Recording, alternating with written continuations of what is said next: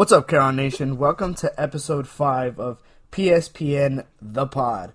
With me today I have Chrysos, and we're going to talk about the Pokemon Direct that just launched a couple hours ago. We're going to cover his podcast, PsyWaves, and how I've been the feature artist there many times, and I'm the fan favorite I hear around the block. We're going to talk about breaking into I'm so full of shit. Breaking into the competitive scene with Pokemon and all the misconceptions people have about it. And we'll figure out what Pokemon we're going to cut into when that segment comes this way. So, I'm pretty sure I always say it wrong. It's Chrysos, right? Correct, yes, it's Chrysos. Yeah, I don't know why I always say Chrysos. And then sometimes I say Chrysos I. What's up with the I at the end? The I, the I is just for Iroh, because that was like one of my favorite characters. And I couldn't use Chrysos when I was making my original tag, like how many moons ago. So I just did like _I, and I was like, I'll just keep it. Oh man, Uncle Iroh, I love Uncle Iroh. He's the best. I'm saying, just pat his belly. So what's up, man? Your PsyWaves are so dope. Like that's the first thing I got into with. I never knew of podcasting until like I started listening to your stuff, and you asked me to be like, before you and me started chopping it up and everything, I'd see other people posting it, and I'm like, oh man. And then you and me kind of started getting friendly, and like I didn't want to fanboy on you, so in the back of my mind I was like, oh my god, I hope I make it on there like one day. I hope I get to that level of prestige to be on there. And then you asked me, and I was like, oh dude, let's do it. Dude, no way, man. I swear, like I had found out about you a while ago through I'm pretty sure you know who Megan or Tiny Star is. Oh yeah. Where she was doing she was doing the Slay Days, and I was she was one of my first friends in the community, and on Instagram she had told me about you guys, you and Basil. So I ended up following you guys, and I just kept up with you guys for a while. And when I saw that you were doing the PokeSo Pack Network, I was like, this is freaking awesome. And you had let me be on one, so I was like, you know what, I really want you on the chat. I knew you were very busy, so I was kind of like, I don't know if I can, ask him if you have time. But you said yeah, and I mean, now we've like developed this not only like awesome friendship, but man, we're podcast friends, man. We're in the thick of it. Yeah, it's awesome to see the parallels that that you have in mind, the differences. Like you, like I said on yours, dude. Like you have this super smooth radio voice. Like listening to you is so smoothing and relaxing. Like listening to a R&B special at 9 o'clock on a Sunday night, like love jams and dedications, featuring Pokemon. Hey, I'm glad. Hey, that's the angle I was hoping to go for. I hope to just be an easy person to listen to, in the PsyWave chats. I always try to like have them look really laid back and smooth, just have people on, and kind of like you do, you have people on, they talk about their stuff in the community, where they started up. And I'm glad to have actually another person that I can listen to, like another chat, because I do like podcasts, but I don't get to hear people that I know on other podcasts that's not my own. So just to see you having the people that I talk to, just to hear their other angles and the questions you ask them, it's just freaking awesome, man. I'm glad we're doing this. Yeah, man. So it's great being able to talk to all these various people and all these different backgrounds and everybody that has different things to offer to the community. Let's tell us a little bit about the structure of your podcast. So for the PsyWave chats, I usually have people come on and I have them introduce themselves. They tell me if they're on YouTube, a streamer, or a personality in the community, and sometimes it's not just Pokemon. Sometimes it could be other areas, but I mainly try to focus on Pokemon or overall Nintendo things. And then after that, I'll probably ask them a couple questions like, what got them into the community, what's kept them in the community for so long, and what's some of their favorite things about the video games or just the TCG, or maybe if they have been to things like Pokemon Worlds, we can talk about things like anything from creativeness of how they'll build their decks or be building their teams, or what they think the next meta is going to be. And I just kind of go from there, and then I kind of let the guests themselves tell me what they like to do. That's awesome, man. And your podcast, your PsyWaves, you put them on your YouTube channel, right? Yes, correct. I put everything up on my YouTube channel at the moment. I've tried Twitch a little bit, but it's not not that it's like not really my thing. I think I just need more material. But after that, I might do a few chats there. But for right now, everything's uploaded to the YouTube channel along with gaming vids and pack openings. Awesome, awesome. And what do you happen? What are you hoping on doing with your YouTube channel in the future? Well, what I wanted to do, well, I like what you're doing, and I kind of want to like go off of that same narrative. At the moment, I'm trying to create a platform where people can look at it and be like, hey, this guy, he has a place where a lot of different people in the Pokemon community, they come together and they like to talk to him about what's going on. I want to be on something like that to tell my part. And I want people to look to me to be something like, you know what? I want to be on there so people can hear my side of things. That's awesome. I love that idea. Kind of like when I was thinking about doing this, I approached you about it. Because, well, first of all, I got the idea from you, and then chopping it up with people on the YouTube, and then when I started listening to the podcast of Pokemon Professor Network, I got the idea to podcast, and I approached them. I don't want to step on toes, but I also wanted to offer something similar but different, and if one person wants to come on all three different shows to talk about the same thing, that's totally awesome because it's a totally different vibe for all three people. It's a different experience, and it's three different sources for other people to listen into them. Some people might listen to you that don't listen to me. Some people listen to me that might not listen to them, and it's just different, various exposures. And I love the idea of people beginning to open up more to podcasting and making videos with other people rather than just kind of doing their own thing solo.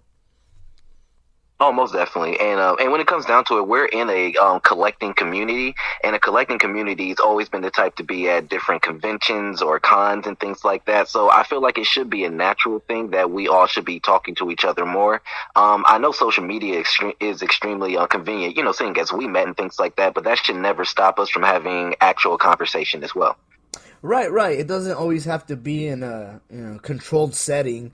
Sometimes just chopping it up with people and, kind of cutting loose, because somebody might cut loose a different way with me than they will with you, and it kind of gives you an opportunity to vibe with whatever vibe the person you're talking to is putting out. Oh, most definitely. So on your YouTube, do you also cover like the Pokemon Directs? I know we're going to break into that in a bit. Do you do highlights of all the stuff that they cover on there? Oh yes, actually, it's crazy because like right before this comes out, I'm actually releasing a little recap I did of some of the information that was on there. Now there's just massive information that's usually released in direct, so sometimes I break it up. But with that, I'll do covers of directs and maybe some reactions to new Pokemon information coming out, and just being a place to maybe keep people updated as well.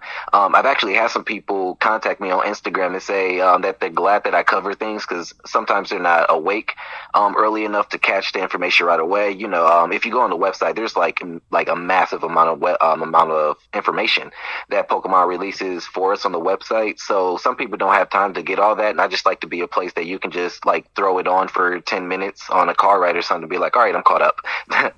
Right, definitely. Not everybody has the time to sit there and wake up and wait for the direct to come on. It's more convenient to just kind of go through a trusted source that covers all that comprehensively and gives it back to you in an understandable manner. Because, sometimes a lot of things are convoluted or they're very one-sided as to their opinion on things rather than giving the information for what it is, Oh yeah, definitely. And that actually is funny because like I actually had a vlog just recently. There was I don't really cover drama in the community. Like I'm not like a Keemstar thing but if there's important subjects that I see brought up in the community, I will cover it, and if it's regarding two people, I will. And there was a young lady by the name of Pray for Our Sins when she got into an argument with some other people that I've known before, and I didn't want to cover the argument, but I did cover the topic, and it was regarding donations in the community, what we give and give back and things. And Right. I just wanted to be a place where people can go and be like, you know what, our opinions are our opinions, kind of like a mini soapbox moment. Yeah, definitely. As long as you're giving your opinion all the while respecting everybody else's. Just because it's your opinion doesn't make it right, or doesn't make it wrong, and as long as you give it without attacking people, it's totally cool. Like we talked about earlier we're not always gonna appease to everybody's outlook on things, but so at the end of the day, we just kind of have to cover what we feel about things and hope that it either is received with respect or other people can agree to it. Oh, definitely. Respect is key. Yeah, definitely. I mean, I've been in my fair share of controversy, so I know how to keep my mouth shut about certain things too. When my opinion was asked on that, I'm like, nah, man, I'm good. Yeah, same here, man. Hey, yeah.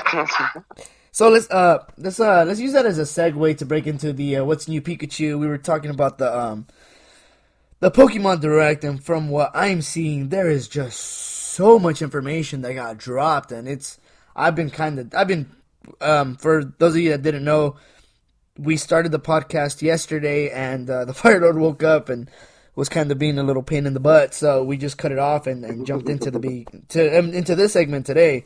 So we didn't get a chance to talk to it, and I just been like itching to break into it. So I don't know, man. Where do you want to start on that? There was so much information dropped. Yeah, it's true. Like, where do you really start with something like the last Pokemon Direct? As we all know, it was the first Pokemon Direct of 2020, so I knew the information was going to be big. Everyone was assuming that it would be some type of DLC, which it was. We're getting two new areas now. It's called the Isle of Armor and the Crown Tundra, added onto the Pokemon Sword and Shield in June. And also they talked about Pokemon Mystery Dungeon, which I've actually haven't played, so I didn't cover that part in the Direct. I'm going to have to do some actual like research on the Pokemon Mystery Dungeon series before I do that. But I did cover everything in the DLC before, and that's what I wanted to talk about today and kind of like elaborate on like the two areas. Cool. Then let's before we jump into the new megas and into the new legendaries and into the or not megas. Look at me into the VMAX. What do they call in the game? Gigamax, right? Yep. It's Gigantamax, and just right. In regular Dynamax. And actually the TCG, yeah, they do have V and a VMAX thing, and we don't have an extreme amount of information, but they're trying to like coincide it with the game, I think. Okay, so all right, let's start with the new regions. Just go. Oh, definitely. So we have the Isle of Armor and the Crown Tundra, and these are going to be new explorable areas, kind of like how the wild area is now, where everybody goes. You see a lot of different wild Pokemon that come in all different type of levels come out. It's going to be similar to that, and it's going to have the full 360 rotating camera, they said, but this time it's going to be throughout the region, which isn't available to us in the current Pokemon Sword and Shield, so that's really cool to me. So that means throughout the entire region, it's going to be like more of an open world format, because now there will be, of course, other trainers running around too, and that's actually like a first for Pokemon to have for a full region, so that's really interesting. And between both, you do get to meet different trainers. You do in the Pokemon Sword part, you get Clara, and then you get Avery, and they're kind of like your new rivals, but also people who kind of direct you through the path. And on the second one, on the Crown Tundra, it's just like an open explored area, but what's added on this is that they're giving you Pokemon dens. And this is going to be moving more into the story of what happens with Dynamaxing and what it is. Because in the current wild area, you kind of drop the Wishing Star in, then the Dynamax comes out, or you get a Gigantamax. But in this one, in the Crown Tundra, they're saying that we're actually going to be able to explore the dens and find the original locations and why these Pokemon do these things only in this area. Huh. Okay, so that's something new to me. Let's go ahead and let me put a pause on you real quick. Oh, no problem. Yep. Gigamax and Gigantamax, they're two different things? Yep. So there's Dynamaxing, which all Pokemon can do. Okay. So say like you have I'll say like a Charmander, for example, it evolves to a Charizard. That one can do it, or say you have like literally a Bellsprout or something. But say you have the new Snorlax that came out that a lot of people have been talking about with the treat with the forest on the belly. You can only get that form if you go hunting in the wild area. And they're actually like kind of difficult to catch unless you have like specific techniques. They're actually pretty strong, and it's a little bit challenging, but that's the only way that you can get these forms in the games. And you have to catch them in that form? Yep, you have to catch them while they're in that form, while they're in the den. They kind of they actually random encounter in the form already fully involved in everything. So it's not like it's not like Megas where you give them a stone and then they'll go to Mega and go back. They're like Gigantamax Snorlax is Gigantamax Snorlax, or is there like Snorlax and then like you do a thing to make him Gigantamax? Correct. Like it's kind of both. It's we all get a watch that utilizes the power of the wishing star, and the wishing star in the Galar region allows your Pokemon to Dynamax. But there are like kind of like alternate forms, kind of like you have a regular form of a Pokemon and a shiny form. Right. This is for this is kind of like an alternate form. Now, I'm not exact. I need to do more research. I'm not exactly sure if they're exactly more powerful, but they're definitely more difficult to catch. So, but it is really interesting, and they're a lot more rare, and they're kind of like trying to throw variety into the Galar region this way with the Galar forms, but like utilizing their Dynamax feature. Huh. Oh, that's cool. I don't know that. I mean, I just see the like the different versions, but I didn't know there was like a different way to catch them or a different way to bring them out. You know what I mean? Oh yeah, indeed. Yeah, it's very, very interesting. It's actually it's one of the most interesting things Pokemon has done since they added things like Megas, at least in my opinion. Yeah, I mean, like I haven't got a chance to play the game, but so everything I'm learning from talking to people or seeing it or whatever. So it's pretty cool getting all this information. When I finally get around to it in like 6 years, I'll know what I'm doing. Oh yeah, it happens. Yeah, and I feel like most time there's no need to put a whole rush on it, since you know DLC is coming, things like that. None of us have played the whole game yet now, so Yeah, and I think that's pretty dope. Instead of like making a new game, they're just DLC to keep it going and keep it growing and everything. oh yeah, and the best part of DLC is that no matter what, if you get the paid DLC or just do the update, you will be able to receive the 200 plus Pokemon. So they will start. They won't spawn for you in the older area of Galar, but you will be able to trade them over from older games. So when you get that, so we'll be getting 200 plus Pokemon, and this is also with the 4 new legendaries. With the older Pokemon now, we'll be able to transfer them over, and so they did show like the new forms of, what is it, Gigantamax? Oh yeah, Zapdos, the legendary birds, and some Right. Regis have some new forms. So you will be able to get those. You just won't have the new areas. So the yeah, okay, yeah. I saw the birds. I saw the Reggies. I don't think they said like what they are or their names, right? They just showed images. Oh yeah, they kind of just teased it to us. They gave us more information on the new legendaries, but the new Gigantamax forms, no, we haven't gotten anything. And then Snorlax is getting a Galar form, right? Or is it just cuz you know, all right, that's the thing that like people say like Galar form, but it's not like an Alolan Ninetales, for example. It's Ninetales and then it's Alolan Ninetales. Whereas it's Meowth and then it's like what is it? Grimswall or something? Or what's the name of the Meowth? Uh, Meowth, yeah, because it's called Meowth, and then but it's a new form, so it'll be Galarian Meowth. So you'll have that form only in here, and then it does evolve. This one does evolve into a new one. Like you have a Lowland Persian, but in Galar it evolves into a completely different Pokemon. But it's not called Galar Meowth, right? Like it has a name? Yeah, it'll just be called Meowth. On the most likely in the TCG, kind of like a Alolan, they'll say Galarian Meowth, but they don't like. I guess they don't say it on the Meowth, but its evolved form is a completely different Pokemon. So that's why this one's not a technical Galar form. Right. Okay, I gotcha. Yeah, because Hmm they showed the Snorlax with it's got like a yellow tint to his head and tail, right? The new I mean, oh yeah, Snorlax, yes. No, not Slowpoke. Snorlax. Sorry, Slowpoke. Oh yeah, for sure. Yeah, the Slowpoke. Yeah, that one is a new one, and it does get a new typing. I forgot to look at it again, but I believe it's a fire type now. Oh, is it? Huh. Oh yep. That's cool. I wonder who bites it. That's what. No, I was just talking about that with somebody online. They like messaged me about it. It was like, so are they changing the shelter evolution thing? And I was like, yeah, because they it does have a new it's gonna get 2 new evolution forms in June once we get the final DLC. Who do if it's gonna be a fire type, who do you think? I know this is kind of far fetched, but the only one that comes to mind is it Macargo? Look, Macargo. Oh yeah, the other what's the name? The more snail or crustacean type Pokemon. Yeah, because See, like I wonder how they're gonna combine that. I'm sorry, what was that? Oh yeah, I was just saying. Yeah, I do wonder how they're gonna combine that. Yeah, because I mean, if you look at like, I know there was a teaser, and he has like it's around his neck, right? Like a kind of like a, I don't know what it is, like a Victorian neck thingamajiggy, but it's gray or black. Oh yeah, like it kind of has it blocked out a little bit, but you can kind of see the bottom part is a little bit more blue, so it's like a blue and blackish Pokemon with something around its neck. So I don't know, like it's kind of so hard to speculate because it's kind of like how we did with Farfetch. When it got its evolved form originally, when we saw the leaked image, we thought that it was going to be the Galarian form. So, but at least this time we do know it's an evolution, but they're really just like only giving us teasers with this.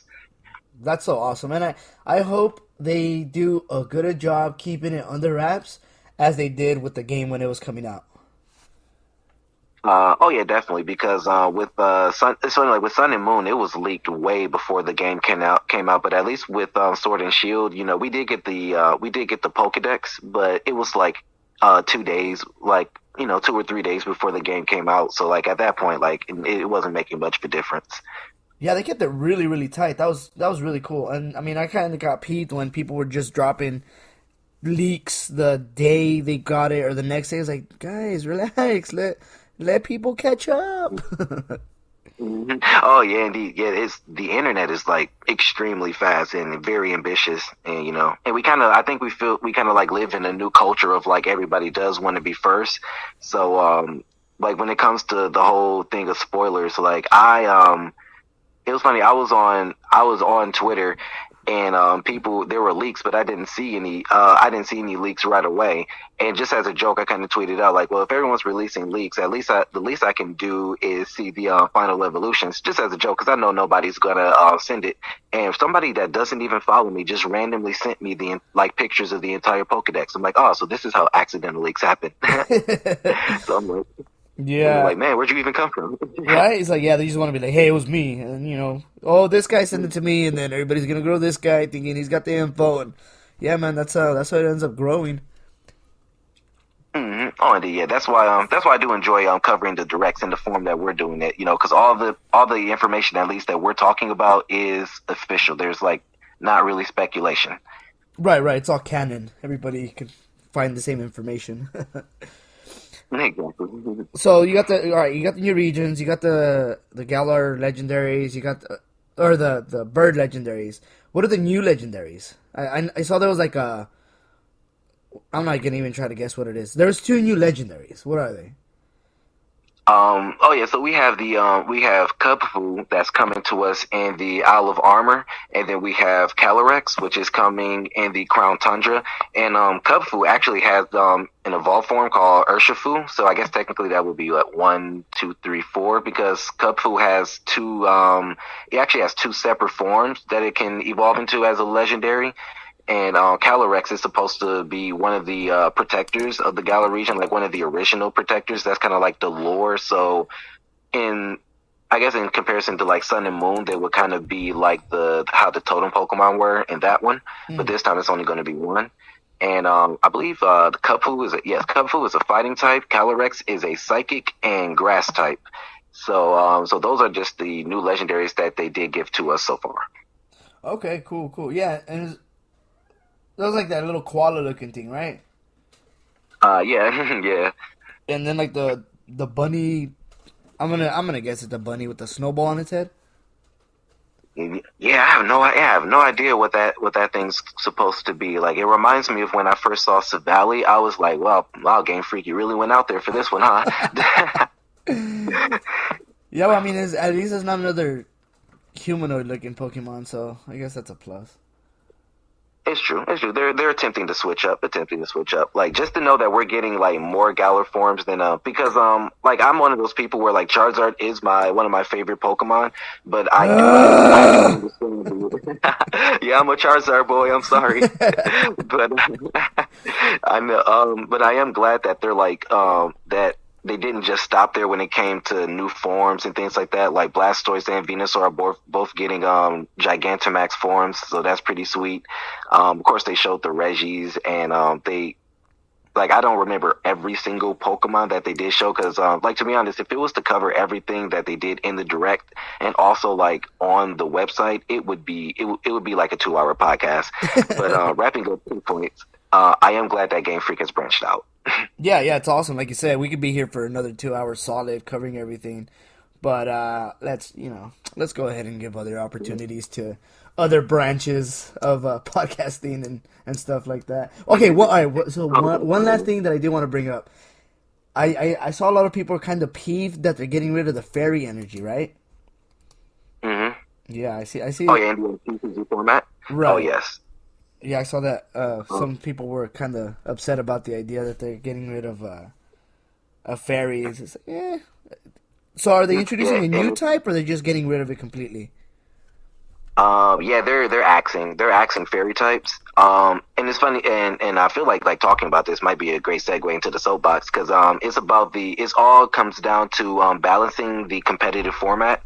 It's a big reason of why we are getting most Pokemon back, but they wanted to probably rearrange and balance out the format of how the Pokemon game is played so that they can not only introduce new characters, but in the new region, we ended up getting a lot of dragon types, which means that in new TCG, fairy types were going to run it. And they probably don't want a repeat of what happened with Gardevoir GX and with Gardevoir, I'm pretty sure for like almost 7 months straight, which is a long time because we get new sets every 3 months, which means we should have technically like 4 sets of new meta. But from like 2017 to 2018, Gardevoir GX was like completely running it. So to counter it, they released a lot of strong steel type Pokemon in the TCG format. If you remember, I think in the Crimson Invasion era where we got like just mad steel type Pokemon for no reason, that was that reason. But after that, then fire type started, you kind of see how the cycle goes. So they're like, you know what, screw it. We're just acting fairy and moving on from there. So are they bringing back dragon energies? Dragon energy, probably not, because they also got rid of the double colorless energy. And dragon types used to be colorless, but so you can play like one double colorless energy and then probably like be winning the entire game within turn 3 instead of turn 5. So it's all like, when it comes down to it, it's all really a TCG competitive balancing thing. There's nothing like actually wrong with fairy types being in the TCG format. That's very interesting. Yeah, and I don't think a lot of people kind of saw the in-depth of that. They just saw, oh, fairy type are leaving. That sucks. But, without understanding really the reason behind it.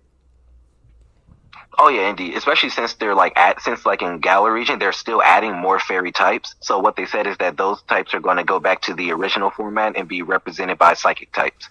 Which I'm like, all right, yeah, because it was like that in the right before the EX era, I believe. Right. I mean, not like the first Fierce EX, but like the full art EX era where we got the beautiful cards. yeah, right. So, all right, like you said, let's use it as a segue into breaking into the soapbox.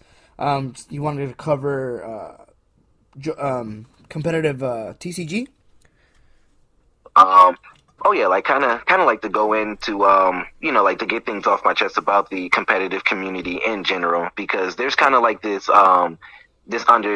general understanding of that a lot of people are kind of a-holes in the competitive community, and to be honest, yeah, there are some people, like I've had some bad run-ins with some people, but overall, when you go to a card shop, when you meet a lot of different people, they do help you learn the game. Some people even give you cards to help you with your deck.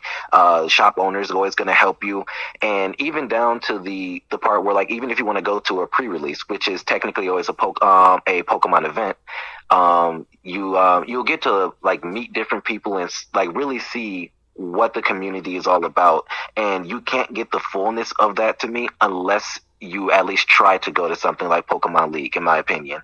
And I have seen some things said, like, a lot of top players are kind of mean, or they're not as accepting, and sometimes that does happen. But the stigma of like trying to be only behind your phone or only behind the keyboard in the Pokemon community, to me, is what sparks a lot of sadness. I see on my timeline sometimes, Instagram or Twitter, where people be like, like, oh, I'm sorry, I haven't posted for such and such days or did this. I've even seen people say like, oh, I feel like I'm not part of the community anymore. And, like things like this will like immediately change that perspective. If you give, competitive play a chance. And it's actually like extremely easy too. Oh yeah, especially at pre-releases. That's the only thing I do, pre-releases, because they're fun, they're easy. You can just pick it up, and the experiences I've had personally, the professor, really nice guy, really really helpful. Some of the people there have been really outgoing to help you. The people that I've played have helped me out, and like you said, yeah, there's that group of people that think themselves above everybody else, that kind of make it like, I'm gonna say, awkward. Because I've tried reaching out to people. I've tried kind of like, hey, what's up, guys? And they kind of just like eyebrow you, like, dude, this is Pokemon, right? You're a grown man playing Pokemon. Do you really want to snub your nose at me? And and I've tried to get into the competitive aspect of it, but, and this is my personal experience in my Pokemon community in my area, the competitive aspect of it is they're kind of tight knit in their little circles, and they're not very welcoming to outsiders. And like I said, that's just the experience I went through. But at pre-releases, it's super fun because it's a variety of people. You have people that are playing for the first time. You have people that are, experts and just coming out to have a good time. And then you have people that act like this is the World Cup of Pokemon play. So you just kind of have to roll with the punches and not let a small group of people dictate how you feel about the whole community in general. Yeah, I suggest you go out and try it yourself, and don't feel discouraged that somebody beats the crap out of you. Don't feel discouraged that somebody kind of shrugs you off. Just get out there, and yeah, you can't just be behind the phone the whole time. You kind of have to be in it, jump in it, enjoy it with other people. Oh, most definitely. And like you said, like there are clicky circles, but that's just gonna be kind of like a placement in life. Like I almost find a little bit of nostalgia in knowing that there are clicky circles, because I'm like, all right, yeah, I'm still in reality then, because like this is a real place with real people, so that's gonna kind of happen. But like you said, some like one thing that I always suggest to people when it comes to being in the Pokemon community is like just give pre-release a shot. At least when you go there, you get to take a look at the new set. You get free packs no matter what just for signing up, and you can always find those couple people that will teach you how to play. And who knows, and maybe you'll start, because that's what actually made me like it. I had played Pokemon for fun with some friends, but they were like, hey, let's go to a pre-release. So I was like, oh, sure, I've never been to that. So it was like a 45-minute drive randomly one day, and I was like, you know what, let's see what this is all about. And I had so much fun, I actually ended up just continuing to come back to the card shop itself, which is actually where I got a lot of good deals too. So like that's another like plus. If you go there, it's like it's just fun trading in person with people and seeing somebody's binder, like somebody handing you their binder and you open up and you're like, wow, I didn't even know some of these cards existed. Like there's just no feeling, compared to that to me. And it's just something I needed to step out and go into the actual Pokemon League community to be a part of that and feel it. Yeah, definitely. And if you go with friends, if you go with even if the entire group has no idea what they're doing, it makes it that much fun, because you have a good time, you enjoy yourself, you have laughs, you get the crap beat out of you, but you enjoy yourself. Because the whole point of them is for fun. It's to get to know the cards, get to know the set, get to know people in the community, and just kind of have a laugh. Oh yeah, indeed. And like you never know who you're gonna meet out there. It's like that's all. That's all I'm always saying. Like you never know what type of experience you personally may end up having, and then you have to find the area that works for you. Yeah. I'm excited for the new SNS set to drop. So I'm gonna go with Fausto and Shining Ho-Oh and go hit a pre-release, because we went. Whatever the last set was, we went to it, and man, we we had a blast. We looked like idiots laughing and taking pictures and whatever, but I mean, we had a good time. Everybody kind of saw that we were vibing and having a good time and joined us in and everything, so it was cool. It was nice. It's something everybody should try at least once. Don't feel discouraged. Don't feel Like you have to have a certain level of expertise to try it out. Just go. Just go with no expectations. Just expect to have a good Oh time, yeah. and you won't be disappointed. Oh yeah, definitely. It's just kind of this is always so great to know that like you're at pre-release. It's always so fun to see you in pictures with people from the community because I'm like, oh shoot, look at that! I see them on Instagram and they're like together. Like that's I don't know. It's just always interesting seeing you in those photos, man. Yeah, it's awesome seeing people get together, people from the community joining up, meeting up, doing things together, playing cards together, trading cards together. Hey, I'm in this state. I'm going through that state. Let's meet up. I mean, here in California, down towards LA, there's a bunch of people, and I've just kind of been waiting for an opportunity to go out and have a meetup at Frankincense, a very popular spot for cards out there, and just have a huge meetup. Fortunately, my work schedule makes it impossible for me to have fun, but that'd be something really epic to do. Just all of us get together, and it's awesome. If you know somebody around your area, reach out and get together. Have a laugh. You never know when you might make a best friend. Like me and Fausto, we hang out every opportunity we have because it's fun. We started with Pokemon, and now he comes to my parties. I go to his parties. We get together. We drink. We go play Pokemon, and we have our laughs. Oh yeah, same over here on this side. Like there's not too many people that I have close to me in the community, but there are some people I know in person. And when we do get a chance to hang out, we definitely do.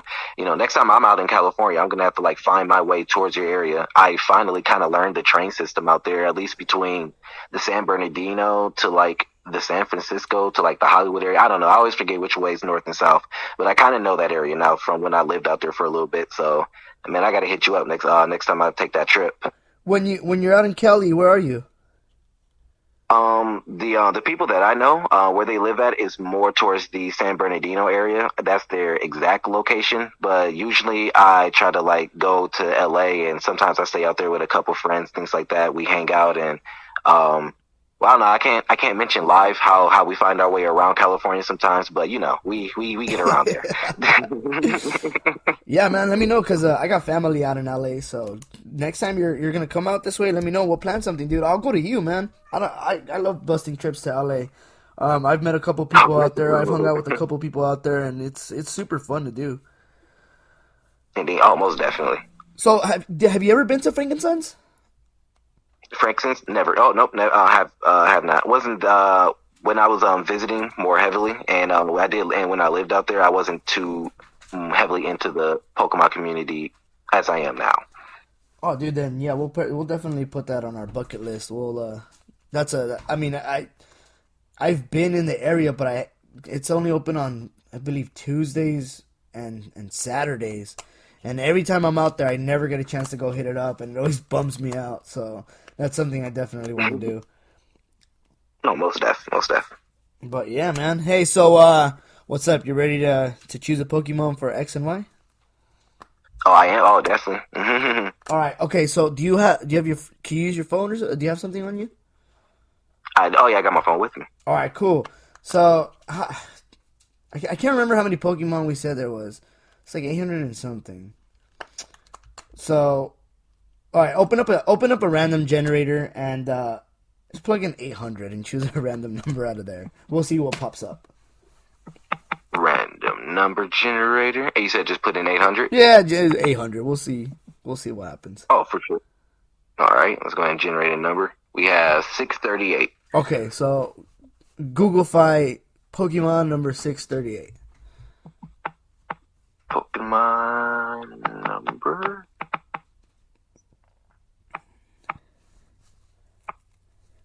638, and that is going to be the legendary Cobalion. Ooh, okay, so is that an X or a Y Pokemon? Yeah, I'm gonna go ahead and give this one. I'm gonna go ahead and give this one an X. I was gonna give it a Y. It's a little funny looking, but no, this is kind of cool now. Now that I'm like looking at them, and maybe it's not. Maybe it's the Google Images that's playing with my mind. Yeah, man, I would say X, dude. He looks pretty dope. Like, I don't know, something about the deer Pokemon, like him and Zarnius and the other, like, the season ones. I can't remember their name. Yeah, it's the evolved form of Is it Saucebuck? Saucebuck. There we There go. you go, Salzburg. Yeah, that has the seasonal ones. But yeah, Mm-hmm. what is it? Cobaltian? Yep, Kabalion. Yep. Okay, yeah, that one's pretty dope. The cards are cool too. Every card I've seen of it are pretty dope. Oh yeah, I have the GX of Kabalion and no, that one actually is pretty sick. You have to keep that one. Like, no, you're not going to the car shop, my friend. Yeah, that one, the EXs. I'm always gonna choose the EXs over the GXs just because of the color schemes of the backgrounds and everything. Oh yeah, that was my actually I did enjoy the EX era more than the GX. So it's funny, like it's going to be interesting to see what the V is as well, how Oh, those go. yeah, man, those backgrounds are dope. Those backgrounds are colorful. They pop. So those are gonna be fun to collect. I might kind of have to break. No, I'm not gonna do that. I was gonna say I'll break away from my normal collecting to collect them, but no, it'd bug me too much. What about you, man? Are you looking forward to anything specific coming out of SNS? um TCG or video game wise, Yeah, because I mean TCG. there's some TCG. I want to see what they're doing because I know with VMAX they're doing the Gigantamaxing, so I want to see like actually how many cards we do get. Since I see so many new legendaries and things are coming back, I wonder like what we're gonna get is that, and we missed a lot of cards as GXs, so I'd like to see I'd like to see a Victory Bell V Mm. card, and Mm-hmm. then like if it has a Gigantamax form, I'd like to see something like that. Also, Yeah. since we get DLC, we better get new evolutions because I want to see new evolution cards because I haven't got one since Sylveon, and they always do evolution cards very well, but I want to see new ones if that makes sense. Yeah. Oh, yeah, yeah. And we talked about this with Edith, how everybody was hoping and everybody was expecting an evolution to drop with this set, and nothing came. So we were hoping that somewhere down the line, when they drop a DLC, they drop an evolution. And how you said it's gonna be heavy in dragon types, they better drop a dragon type evolution. I swear, no, like if we don't get our Dragon type evolution soon, I'm gonna write a letter to Game Freak. Masuda's gonna hear some words from me. Yeah, because I did. Did everybody receive a GX every evolution?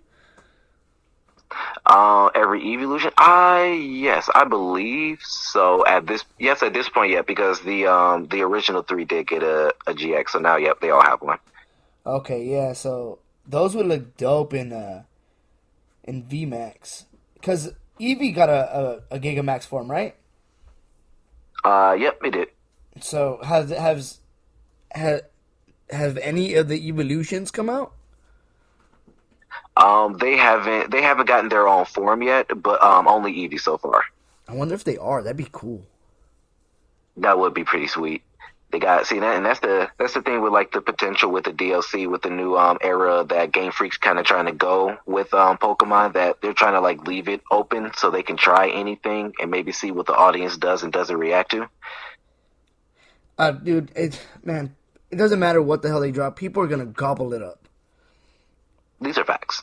I mean, I honestly think so. I honestly believe that like we're kind of hooked from like a childhood type of thing, and yeah, they're nostalgia factors. Like Pokemon Go, Pokemon Sleep, Pokemon Eat, Pokemon Drive, Pokemon Work. It doesn't matter what, as long as there's Pokemon in it.